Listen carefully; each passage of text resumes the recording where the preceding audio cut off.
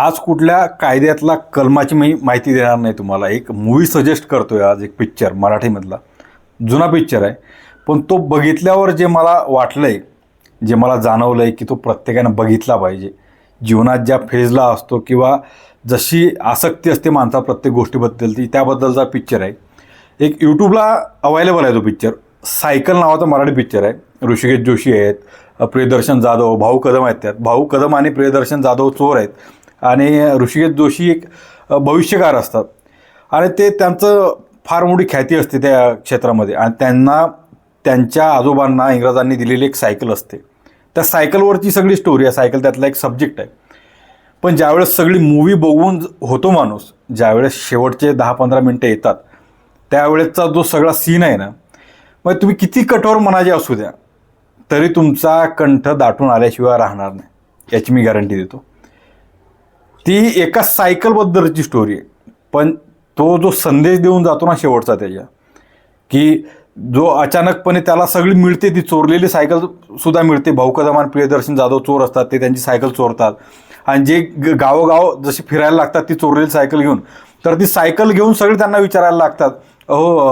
त्यांची त्यांचं काहीतरी नाव असतं, त्यात भविष्यकार असतात ते ऋषिकेश जोशी. त्यांची सायकल नाही, त्यांची सायकल ना. तर प्रत्येकजण त्यांना मानसन्मान देतात ती सायकल बघूनच. कोणी जेवायला घालतं, कोणी चहा देतं.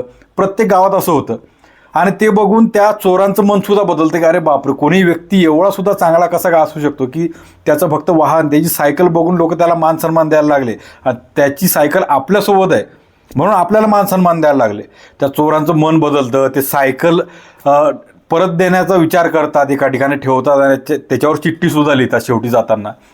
आणि ती मिळाली चिठ्ठी आणि ते सगळं बघून याचा जो मोह सुटून जातो आपोआप त्या ऋषिकेश जोशींचा. ते त्यात मेन पात्र आहेत त्या ज्योतिषांचं.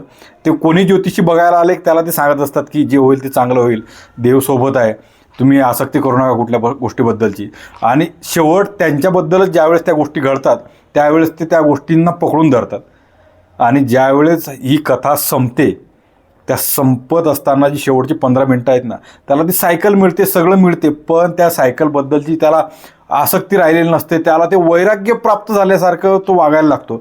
आणि त्याच्या घरचे सुद्धा त्याला नवीन सायकल तशी बनवून देतात. आणि त्याला कळतं की ही चोरलेली सायकल वेगळी आणि घरच्यांनी बनवलेली वेगळी आहे, तरी तो त्यांना तसं दाखवतो.